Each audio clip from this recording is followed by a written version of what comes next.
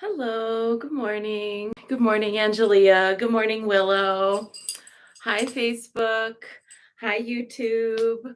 Good morning, and welcome to one of my favorite months of the year, May. In the Mount Shasta Goddess Temple, we work with Oshun in the month of May.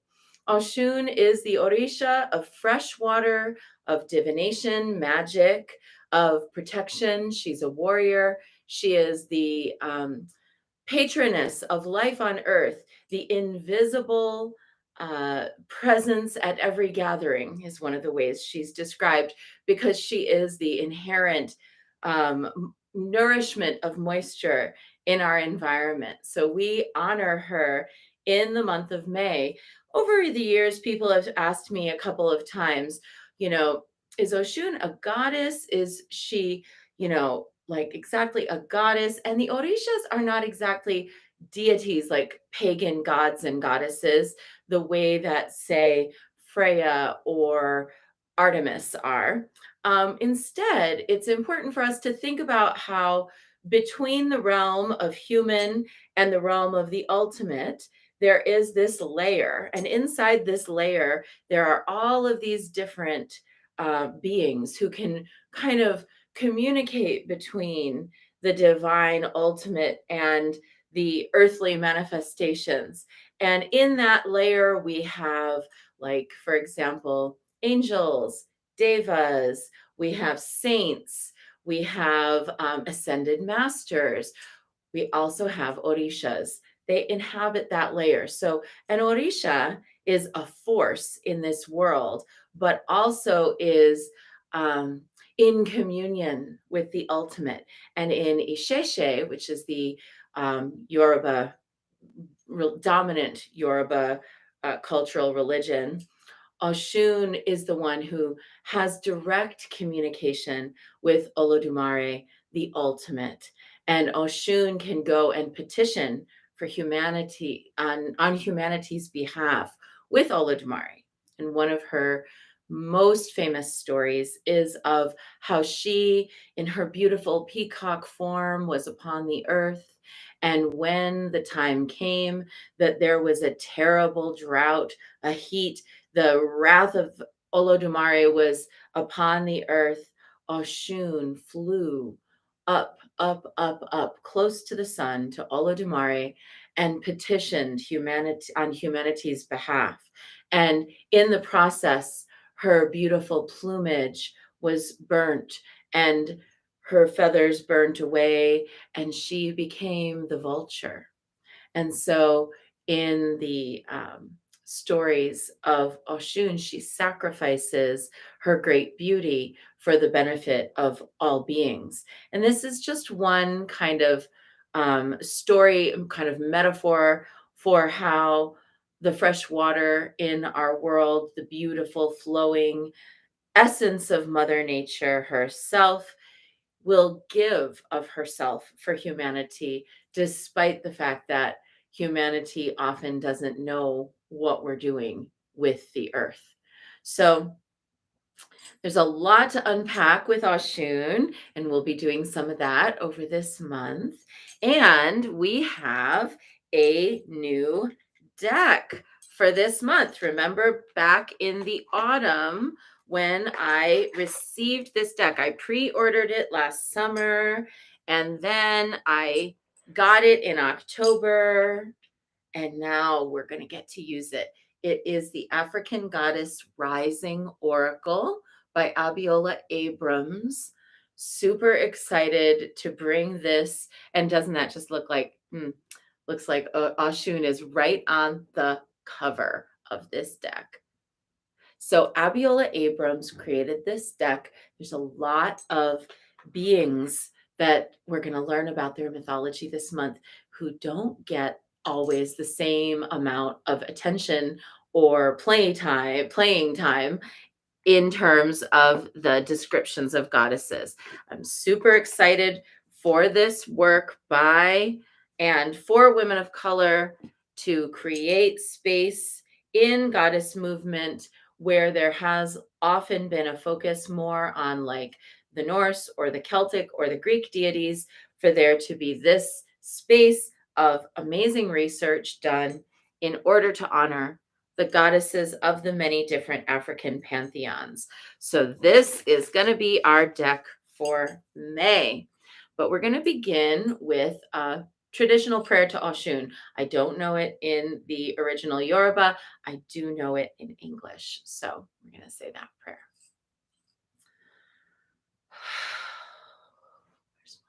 Hang on.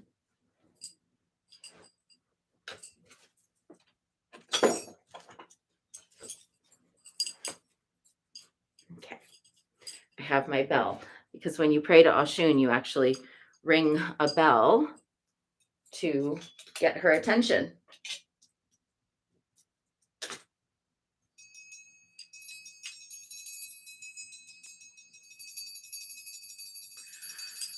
I bow to Oshun.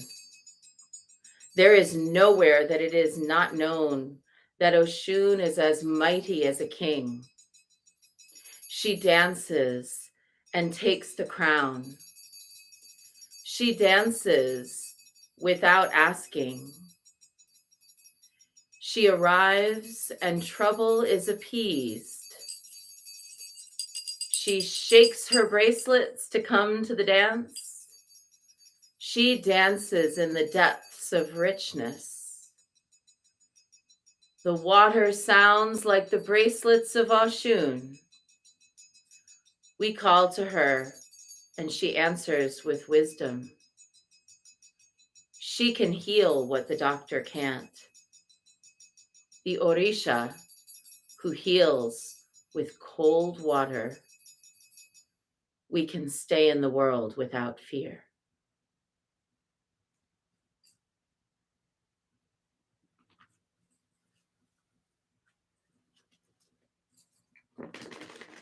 And let's see.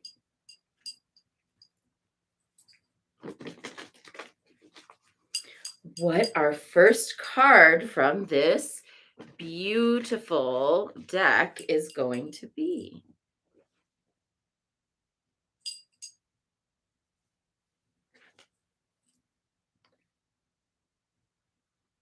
Mamlambo, self-sabotage. Let's see what this card is about.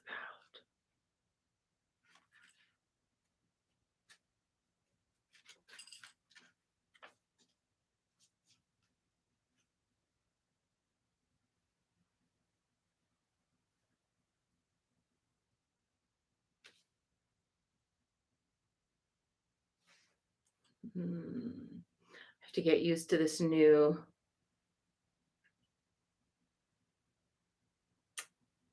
Okay, here we go. New table of contents. Okay. The shadow monster Mamlambo is the brain-sucking, snake-like, water-dwelling Zulu goddess of rivers. Her temple is in the shadows. Her element is the bush. Her guidance. You are holding yourself apart from your blessings. What ancient pain are you trying to stuff down, numb, ignore, or avoid? What might self-sabotage help you to avoid? Your inner saboteur is clever. Seductive patterns of behavior block your path and your power. Distractions, addictions, cravings, or unhealthy habits will not bring you your best. Your inner bully is the voice telling you that you messed up, that the part of you that is jealous, the anger you don't know what to do with, your stuck inner procrastinator, or your toxic relationship choices are terrorizing you. Stop terrorizing yourself with broken promises of discipline. Instead, choose devotion to your chosen pathways. What inspired action can you take today? And the goddess's affirmation, I have compassion for myself. Whoo, right out the gate. Big energy today. And yes, we will be um, praying for you today, Veronica. And such a powerful card, says Angelia. I can absolutely relate. Relevant for me today, says Priestess Rising. Whew. I need a little minute. I can't imagine that she's talking about, like the fact that I want to eat chocolate absolutely every day.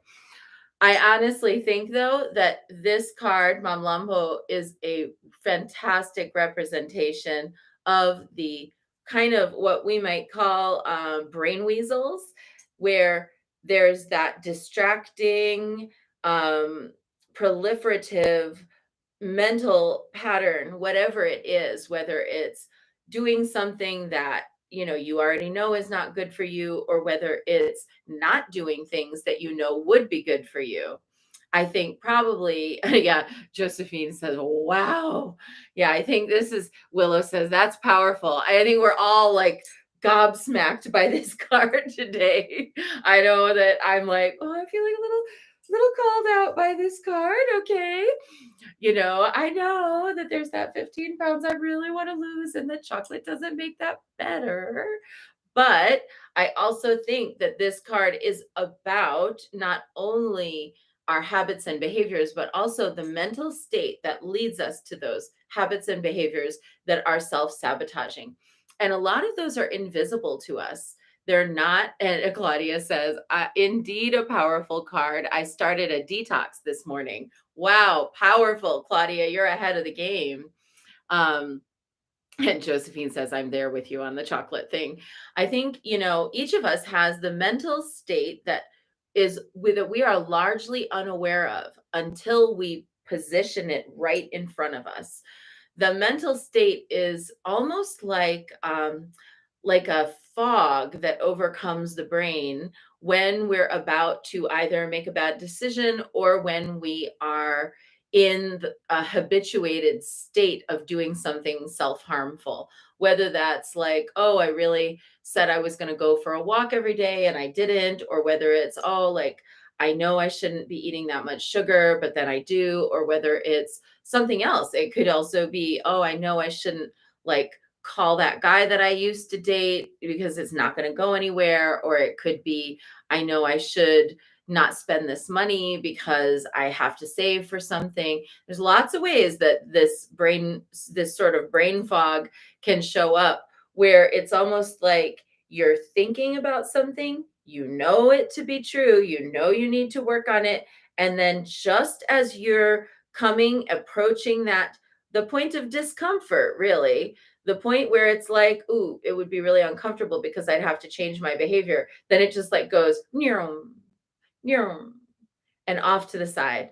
And your brain state, that fog comes in and just goes, but this is the habit. This is what I always do. This is just, fine this time. So learning how to identify that's actually one of the paths of Dharma. And as we're doing, I wanted to give a little plug for this book, Ocha Dharma, which was sent to me by Rowan.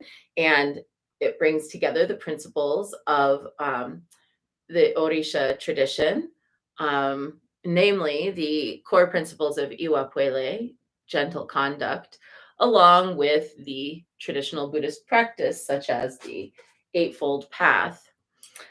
So there's a certain amount of mind training that we can do so that the habituated fog does not take us over, and where we then can face that discomfort head on so that we can make changes. Now here's the for me a big motivator. Did you know that every single time you do something that's outside of your comfort zone, your brain actually has to grow new neuroreceptors in order to process the experience? That just like exercising your physical muscles means that little tiny tears happen in the fabric of the muscle so that it grows, same with your brain. Every time you do something that is out of your habituated pattern, the brain grows new receptors in order to receive and process the experience, meaning you get smarter. Who doesn't want to get smarter? I want to get smarter, not like more intellectual necessarily. I don't actually want to accumulate more knowledge necessarily. You can't really hold it all. I want to get smarter, as in, I want to create more receptors for the types of experiences I want to be having rather than living inside of the crazy quilt of receptors that have already been patterned from my existing experiences, including my traumas, including my drama, including my bullshit. Excuse my French. I actually want the freshness of new neuroreceptors. Let's have them. But we have to then be willing to confront right here what it is that's uncomfortable to us. And Claudia says 21 days is needed to neurologically accept the new habit. That's right. But if we even just get started, that start means we're more likely to do it. I did something today that does kind of go along with this. I read about, I don't know how you feel about this. I have no idea what people think about this. Take it or leave it. But the Wim Hof breathing method, which is like 3 rounds of doing circular breathing followed by various different intervals of holding your breath on the out breath and then holding your breath on the in breath. I was kind of like, I don't really or whatever, but someone I really who's really conscious and respect talked about how she did it. And so I was like, well, it can't hurt. So I went on YouTube, found a video where it's guided. I started to do it. Oh my gosh. Euphoric breathing. It's WIM, Wim Hof, HOFF. You can go look it up. Wim Hof breathing method. Give it a try. It takes about 10 minutes to do the full 3 sets. And it's amazing. I really liked it. I was having full on like awakening, physical awakening. And I will say there is one thing that I really like about holding on the out breath. And this might sound a little crazy, except I have a Scorpio moon, so it maybe doesn't sound so crazy. When you hold your breath on the out breath for a minute or more, you start to get like a transcendent glimpse. It's almost like you realize, oh, it's not so bad to be dead. You're not dead, you're alive, but you kind of feel like a restfulness, the restfulness of cessation. That's all I really can describe it as. Holding your breath on the out breath for 1 minute, a restfulness of a cessation of activity. That's quite profound. So today, Mom Lumbo came to confront us about our tendencies to self-sabotage, and in so doing, gives us the opportunity to recognize that discomfort gives us the opportunity to grow. So let's do it. Now let's move into Guanyin practice. We're going to start with 3 prostrations before the shrine.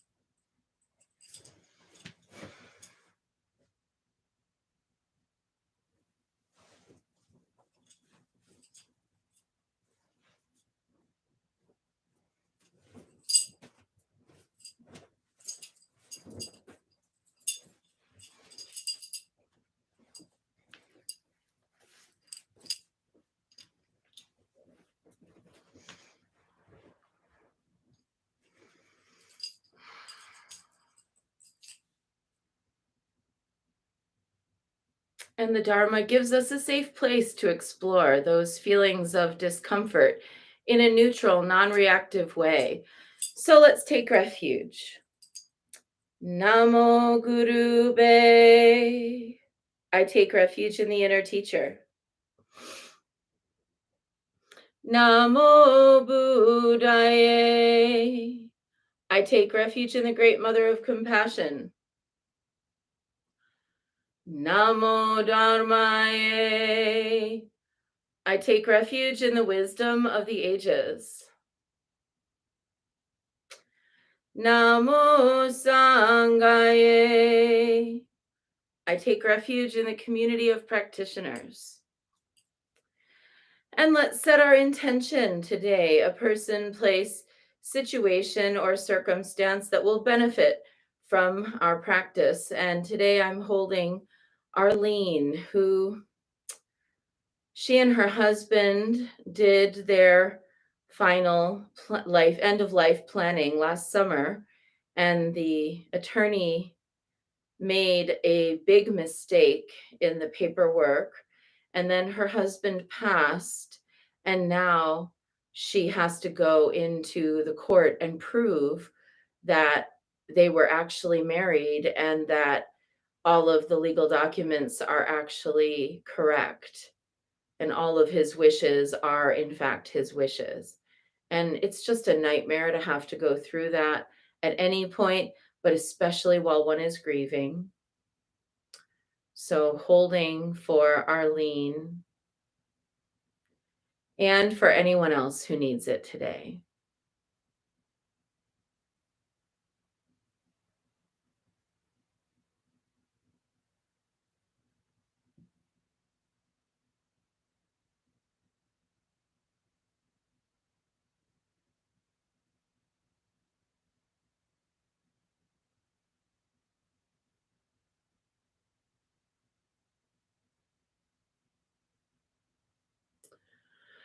And let's recite the Four Immeasurables. May I be a source of loving kindness in this world and all worlds, bringing a generous heart to all my thoughts and doings. May I be a vehicle of compassion in this world and all worlds, ever mindful and aware of the tremendous suffering of others. May I be a brimming vessel of joy in this world and all worlds, delighting in the happiness of others as their suffering is alleviated. May I be a balance point of equanimity in this world and all worlds, seeing all as equals and all as deserving of goodness. And let's make our offerings.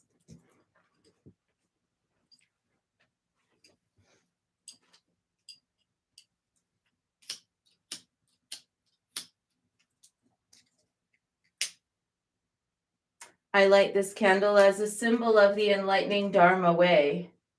May it shine brightly for the benefit of all beings.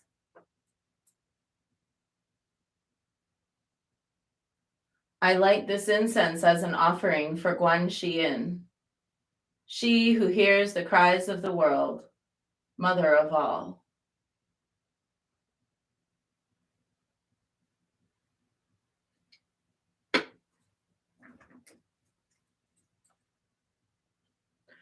Omahum.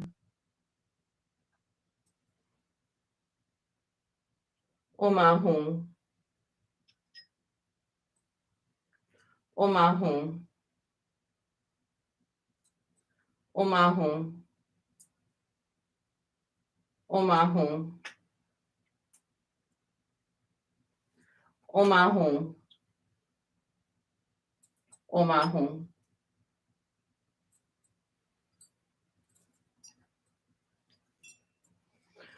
Omahum. Omahum. Omahum. Omahum. Omahum. Omahum. Omahum.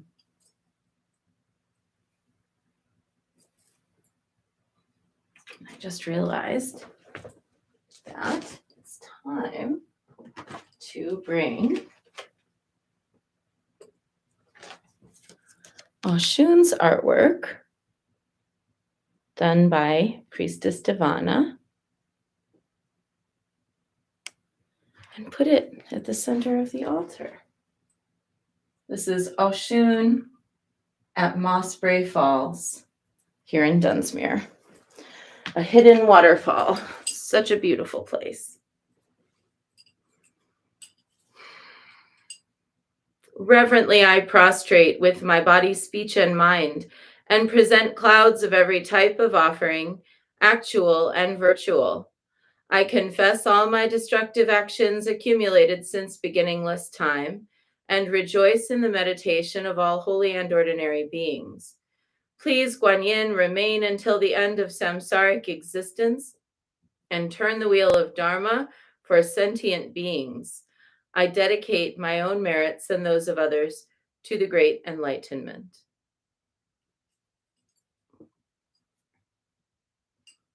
Where did my mala go? Hmm.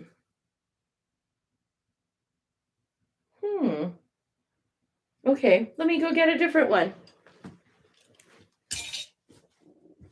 I must have taken that one to go chant somewhere.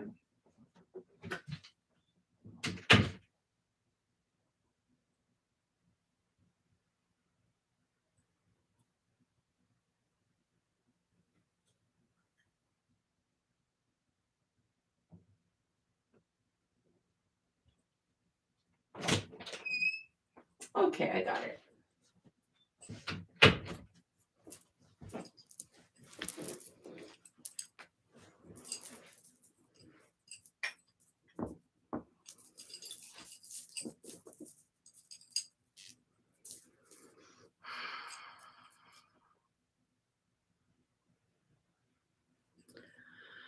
Namo Guanxi Yin Pusa, Namo Guanxi Yin Pusa, Namo Guanxi Yin Pusa, Namo Guanxi Yin Pusa, Namo Guanxi Yin Pusa, Namo Guanxi Yin Pusa, Namo Guanxi Yin Pusa, Namo Guanxi Yin Pusa. Namo Guanxi Yin Pusa, Namo Guanxi Yin Pusa, Namo Guanxi Yin Pusa, Namo Guanxi Yin Pusa, Namo Guanxi Yin Pusa, Namo Guanxi Yin Pusa, Namo Guanxi Yin Pusa, Namo Guanxi Yin Pusa. Namo Guanxi Yin Pusa, Namo Guanxi Yin Pusa, Namo Guanxi Yin Pusa, Namo Guanxi Yin Pusa, Namo Guanxi Yin Pusa, Namo Guanxi Yin Pusa, Namo Guanxi Yin Pusa, Namo Guanxi Yin Pusa. Namo Guanxi Yin Pusa, Namo Guanxi Yin Pusa, Namo Guanxi Yin Pusa, Namo Guanxi Yin Pusa, Namo Guanxi Yin Pusa, Namo Guanxi Yin Pusa, Namo Guanxi Yin Pusa, Namo Guanxi Yin Pusa. Namo Guanxi Yin Pusa, Namo Guanxi Yin Pusa, Namo Guanxi Yin Pusa, Namo Guanxi Yin Pusa, Namo Guanxi Yin Pusa, Namo Guanxi Yin Pusa, Namo Guanxi Yin Pusa, Namo Guanxi Yin Pusa. Namo Guanxi Yin Pusa, Namo Guanxi Yin Pusa, Namo Guanxi Yin Pusa, Namo Guanxi Yin Pusa, Namo Guanxi Yin Pusa, Namo Guanxi Yin Pusa, Namo Guanxi Yin Pusa, Namo Guanxi Yin Pusa. Namo Guanxi Yin Pusa, Namo Guanxi Yin Pusa, Namo Guanxi Yin Pusa, Namo Guanxi Yin Pusa, Namo Guanxi Yin Pusa, Namo Guanxi Yin Pusa, Namo Guanxi Yin Pusa, Namo Guanxi Yin Pusa, Namo Guanxi Yin Pusa, Namo Guanxi Yin Pusa, Namo Guanxi Yin Pusa, Namo Guanxi Yin Pusa. Namo Guanxi Yin Pusa, Namo Guanxi Yin Pusa, Namo Guanxi Yin Pusa, Namo Guanxi Yin Pusa, Namo Guanxi Yin Pusa, Namo Guanxi Yin Pusa, Namo Guanxi Yin Pusa, Namo Guanxi Yin Pusa. Namo Guanxi Yin Pusa, Namo Guanxi Yin Pusa, Namo Guanxi Yin Pusa, Namo Guanxi Yin Pusa, Namo Guanxi Yin Pusa, Namo Guanxi Yin Pusa, Namo Guanxi Yin Pusa, Namo Guanxi Yin Pusa. Namo Guanxi Yin Pusa, Namo Guanxi Yin Pusa, Namo Guanxi Yin Pusa, Namo Guanxi Yin Pusa, Namo Guanxi Yin Pusa, Namo Guanxi Yin Pusa, Namo Guanxi Yin Pusa, Namo Guanxi Yin Pusa.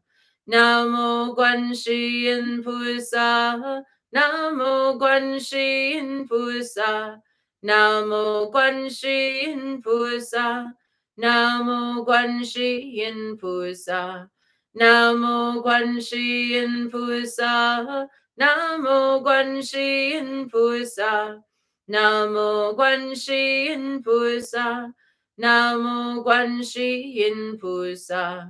Namo Guanxi Yin Pusa, Namo Guanxi Yin Pusa, Namo Guanxi Yin Pusa, Namo Guanxi Yin Pusa, Namo Guanxi Yin Pusa, Namo Guanxi Yin Pusa, Namo Guanxi Yin Pusa, Namo Guanxi Yin Pusa. Namo Guanxi Yin Pusa, Namo Guanxi Yin Pusa, Namo Guanxi Yin Pusa, Namo Guanxi Yin Pusa, Namo Guanxi Yin Pusa, Namo Guanxi Yin Pusa, Namo Guanxi Yin Pusa, Namo Guanxi Yin Pusa.